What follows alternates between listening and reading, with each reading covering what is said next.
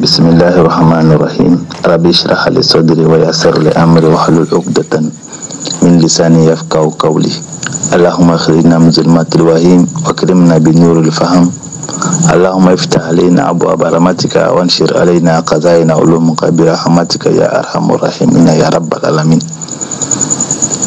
Balma ceni balma muso diɲɛ fan bɛɛ fɛ o denkɛ aw ka kalanden Sa Majesté El Hadji Vieux Diakité mankan don, a mankan don bɛɛ tɔgɔ la, bɛɛ ye, faama t'o la, fantan t'o la, cɛ t'o la, muso t'o la, musomɔgɔ surun t'o la, musomɔgɔ jan t'o la, silamɛ ko t'o la, kafiri ko t'o la, diinɛ fansi ko t'o la. N kumana adamadenya de fɛ, n bɛ kumana adamadenya de tɔgɔ la, n bɛ kumana dɔɔni de tɔgɔ la.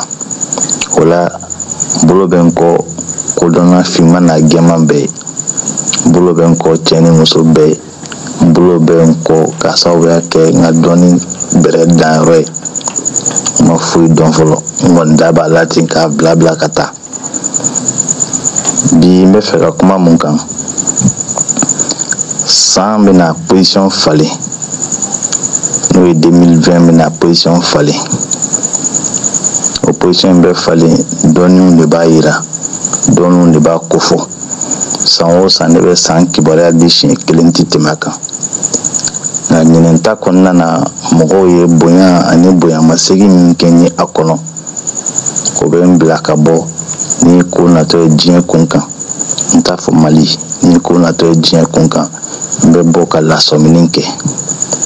O lasɔmini, a faamuyali tɛ diyagoya ye maa si fɛ. O lasɔmini, a waleyali n'o y'a kɛli o tɛ diyagoya ye maa si fɛ. Nka o lasɔmini, o ye diyagoya ye ne Sa Majesté El Hadji Vieux Diakité fɛ ka fɔ diɲɛ bɛɛ ye. O ye bɛɛ ka hakɛ ye ne kan, bawo Ala ko n'a ye lɔnni di mɔgɔ ma, a ye hɛrɛ caman d'i ma. O la i b'i yɛrɛ dɔn o kɔnɔ, ka s'i yɛrɛ la o kɔnɔ, i ni mɔgɔw ka bɛn o kunna.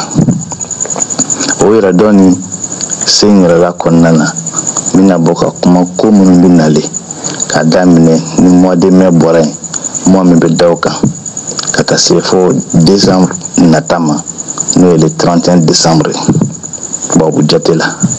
Ko minnu bɛna kɛ k'a daminɛ, an filɛ sunkalo banni min kɛlen filɛ nin, o Shawwal kalo n'o ye selincini kalo ye, o tile 5 do fan dɔw fɛ, tile 6 do fan dɔw fɛ, ka taa se fo Muharram nata tile fɔlɔ ma.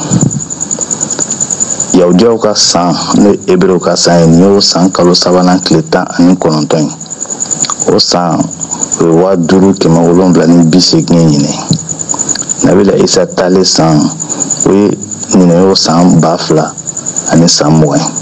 Kira Mamadu kisi ni nɛɛma b'a ye, o ye tagama min kɛ ka bɔ Maka ka taa Madina. A ye tile 63 kɛ tagama in na. Tagama in kɛra 470 km de trajet kɔnɔna na, n'o ye Maka ni Madina jɛɲɛ ye. O kɛlen ɲinɛ y'o san 1441. O la nin bɛɛ fɔ kun ye min, ka wagati fɔ a la, lamɛnbaga bɛ se k'a faamu, a bɛ ka min lamɛn. San in tɔ la, kow bɛ nalen. San in tɔ la, maakɔrɔba bin bɛ nalen. Maakɔrɔba bin, o ye kuma datugulen. Maakɔrɔba maa ɲuman saya, cɛkɔrɔba kunda, o bɛ nalen. Cɛkɔrɔba kunda, maaw b'u bolo fa maaba minnu na, o caman ka wagati bɛ dafa ɲina. Se bɛ Ala ye ka nin bɛɛ kɛ, wa se bɛ Ala ye tuguni ka nin bɛɛ jɛ, ka bɛɛ bɔ a ma. A lɔnni don, kunnafoni dili adamaden ma, a ka hakɛ de don. Bonya min taara ka dan kan, o bɛ n bila nin kuma fɔli la. Ji min bɛ nalen ɲinɛ, ji nin ka jugu. Tiɲɛni bɛ ji nin kɔnɔ, kasara b'a kɔnɔ, ji nin fanga ka bon.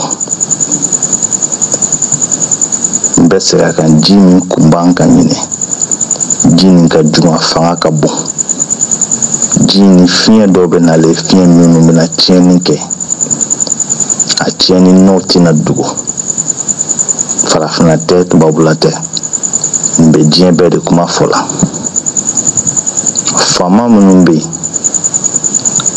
farafina yan kɛrɛnkɛrɛnma na farafina fanga caman bɛna ɲɔngiri ka sɔrɔ a kuma ma se kɛrɛnkɛrɛnna farafina masa caman bɛna sa masakɛ sayaw bɛna kɛ farafina kɔnɔ minnu tɛna suda tamasiyɛnw y'a yira ne bɛ bɔ k'a fɔ ka lasɔmini kɛ k'a bɔ k'a fɔ n ka faamuya fitinin hakɛ kɔnɔna na fɛn min kan ka kɛ k'o fɔ mɔgɔw ye a y'aw janto denmisɛnninw na a ye aw janto denmisɛnninw na wagati minnu bɛ nale a denmisɛnnin ko man bon kosɛbɛ a y'a aw janto denmisɛnninw na wagati min nale a denmisɛnnin ko man bon kosɛbɛ girinkajɔ n'o ye dugu ɲagami ni wulikajɔ ye o tile de bɔlen filɛ fo ka taa se san in laban ma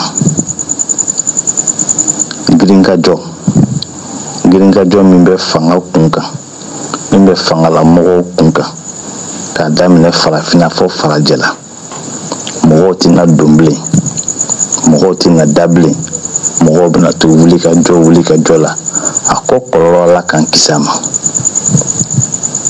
ala k'an kisi a ma faama ni fantan degun ye bɛɛ de tɛ hɛrɛ de kɔnɔna na faama bɛ dɔn fantan bɛ dɔn ni degun nana ka ban maa si bɛɛ ye kelen faama b'i dogo yɔrɔ min na ni fantan ye sɔrɔ a bɛ t'i dogo yen fantan b'i dogo yɔrɔ min na ni faama ye sɔrɔ a bɛ t'i dogo yen a fɛn o fɛn bɛ na kɛ fɛn wɛrɛw de nalen don dugukolo kan minnu kelen bɛ ka adamadenw yɛlɛma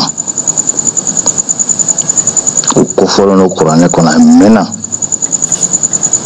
o kofɔla duguma soran na bada a'udhu billahi min sharri shaitanir rajim a fɔra kuranɛ kɔnɔ alkanasi lezi yuwaswisu fi suduri nasi minal jinnati wan nasi a ye nin fɔ kodɔnnaw ye nin kuma in kɔrɔ k'a lakale aw ye o wagati de wulila ka jɔ tamasiyɛnw ye min yira ni maa min bɛ yen k'a fɔ i ka jamana ye fiɲɛ jamana ye fiɲɛ min bɛ sigi ni mɔgɔw bɛ ji sɔrɔ a la ka min bɛɛ k'i ka fiɲɛ falen sokɔnɔ fiɲɛ i b'a nɔra bila k'a bɔ k'a sigi da la ka ji k'a la tɛmɛbagaw k'o min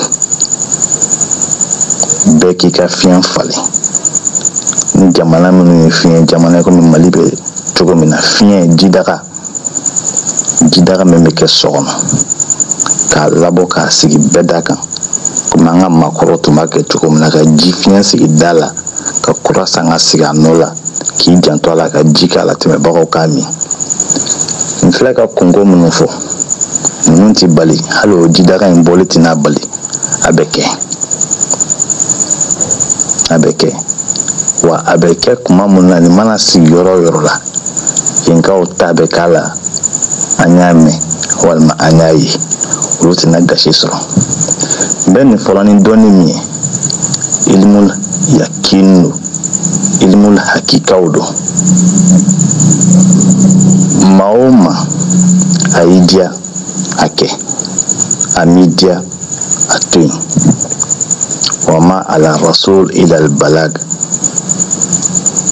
ne dɔɔninkɛla de ka kunnafoniya di o de ne ka hakɛ ye n ti ma jagoya la n ti ma nɛgɛn a la n ta ye kibaruya di ye bi k'a fɔ mɔgɔ o mɔgɔ bɛ na nin mɛn fɛn foyi t'i bolo ne sa majesté la hali jakite ko ne mago bɛ min na fɛn foyi f'i ka kisi ne yɛrɛ ka kisi jamana bɛɛ ka kisi o dɔrɔn de ka gɛlɛn ne ma ne bɛ n yɛrɛ ye i ko e ni ne fila kisibaga ala ka sira kan kira mamadu ka sira kan ka sira kan a fɔ kun tɛ nata miskala jarate hali k'a fɔ ni ce nka aw ka hakɛ dɔ dɔn kan k'a fɔ wa n b'a fɔ maa si jagoyalen t'a kɛli la nka a kɛli ye jagoya ye bɛɛ kan siya t'a la diinɛ t'a la. Maa minnu bɛ n'olu ka jamana tɛ fiɲɛ jamana ye u k'u banba ji bɔli la ka saraka, ka ji bɔ ka di mɔgɔ ma, mɔgɔ minɔgɔtɔ ma, ka ji bɔ ka di mɔgɔ ma kuma min na mɔgɔ mako b'a la. Nin tun ye kibaruya ye ka da ɲinɛ san kibaruya minnu tɛmɛna komi tun ye coronavirus ko kuma fɔ cogo min na. O nana cogo min na diɲɛ bɛɛ y'a ye. N bɛ nin fɔ ka da a kan wa ka tila k'a siɲɛ ni kumakan ye tuguni. Wallahi n sago tɛ maa si ka tɔɔrɔ. Ne ka laɲini de y'a ka fɔ Vieux Diakité ye nkalon tigɛ. Bon n bɛ kibaruya minnu di n b'a di cogo min na ne de b'a dɔn. Sanu t'a sɔrɔ, wari t'a sɔrɔ, maa si kelen ladiya n ye walima i ɲɛ siran n ye o t'a to ne ka nin fɔ. Ka adamadenya gasi a bonya ani lɔnni fitinin min dira ma bɛɛ kama o fɔcogo o laɲini a kun ye o de. Ni maa min y'a dɔn maa min ka ko ka gɛlɛn ma i bɛ kumakan nin ta i b'a fɔ a ye i da walima ne yɛrɛ kumakan ni u bɛ se ka fiɲɛ falen, fiɲɛ kura ka na so kɔnɔ kɔrɔlen nin ka bɔ ka sigi da la mɔgɔw ka min a la o tɛmɛtɔ wa i ka i janto a la fɛnɛ. Inshallah nin tun y'aw denkɛ aw balimakɛ aw ka kalanden Sa Majesté El Hadji Vieux Diakité. Ka kibaruya wɛrɛ sɔrɔ nin kan n bɛ n ka numéro bila. Arrière code ye 00223 66 57 12 13 00223 76 15 26 35. Ka information wɛrɛ sɔrɔ réseaux sociaux sira fɛ i b'a taper Vieux Diakité i bɛna ye expert consultant en numérologie. Assalamu alaikum wa rahmatullahi ta'ala wa barakatuh.